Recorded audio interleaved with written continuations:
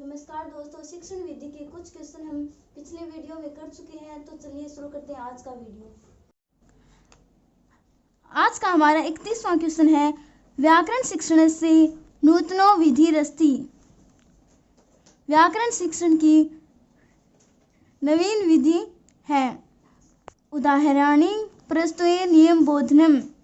नियम प्रस्तुते उदाहरणे स्पष्टीकरणम। उभयो अपि वक्तुम न। इसका राइट आंसर होगा उभयो अपि। उदाहरण प्रस्तुत करके नियम का ज्ञान करवाना आगमन विधि होता है। नियम प्रस्तुत करके उदाहरण को स्पष्ट करना निगमन विधि के अंतर्गत होता है। इसलिए व्याकरण शिक्षण की नवीन विधि आगमन निगमन विधि होती है और ये दोनों ही इसके अंतर्गत आते हैं। पाठशाला विधे गुणो अयम नास्ति। पाठशाला विधि का गुण नहीं है। नैतिक मूल्यानां विकासे मंदबुद्धि बालानां लाभः। अनुशासन भावनाएं विकासे संस्कृति संरक्षणम। इसका राइट आंसर होगा मंदबुद्धि बालानां लाभः।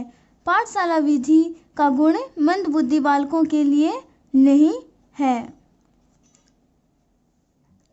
हमारा अगला क्वेश्चन है, गद्य शिक्षण से विधि है नास्ति। गद्य शिक्षण की विधि नहीं है। दंडान्वय विधि, प्रश्नोत्तर विधि, अभिनय विधि, अर्थकथन विधि, इसको उद्बोधन विधि भी कहते हैं। गद्य शिक्षण की विधि दंडान्वय विधि नहीं है, यह पद्य शिक्षण के अंतर्गत आती है। हमारा अगला प्रश्न है, क्रीडा विधि संस्कृत शिक्षण से सर्वोत्तम विधि कस्मिन् स्तरे अस्ति। क्रीडा विधि संस्कृत शिक्षण की सर्वोत्तम विधि किस स्तर पर है? माध्यमिक स्तरे, प्राथमिक स्तरे, उच्च माध्यमिक स्तरे, उच्च प्राथमिक स्तरे। हमारा राइट आंसर होगा प्राथमिक स्तरे। क्रीडा विधि प्राथमिक स्तर के लिए उपयोगी होती है। हमारा अगला प्रश्न है, संस्कृत भाषा शिक्षण से उत्तमा विधि किम अस्ति। संस्कृत भाषा शिक्षण की उत्तम विधि कौन सी है? प्रत्यक्ष विधि, अनुवाद विधि, निगमन विधि, आगमन विधि। हमारा राइट आंसर होगा प्रत्यक्ष विधि। संस्कृत शिक्षण की प्रत्यक्ष विधि उत्तम होती है। हमारा अगला प्रश्न है, नाट्य शिक्षण से विधि है नास्ति। नाट्य शिक्षण की विधि नहीं है। आदर्श नाट्य विधि, व्याख्या विधि, अभिनय विधि, दंडान्वय विधि। इसका राइट आंसर होगा दंडान्वय विधि। दंडान्वय विधि पद्य शिक्षण की विधि होती है।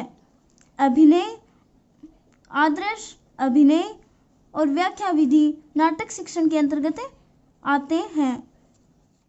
हमारा अगला प्रश्न है, पारायण विधि केन शिक्षणेन संबंधित। पारायण विधि किस शिक्षण से संबंधित है?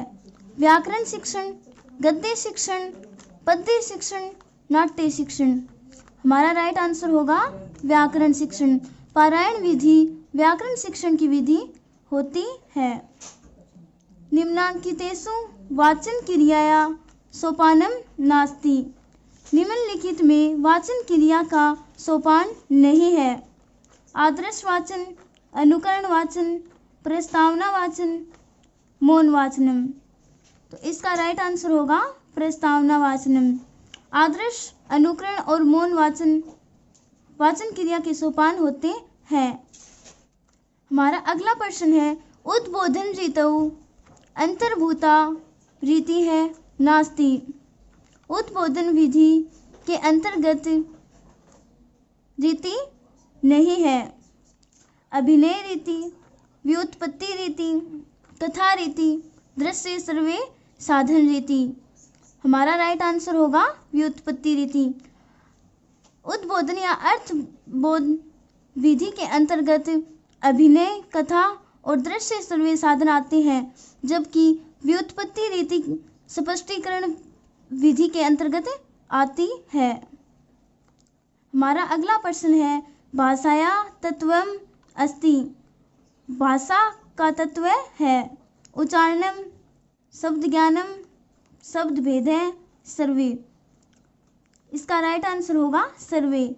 भाषा तत्व उच्चारणम, शब्द ज्ञानम और शब्द भेद होते हैं। Thank you.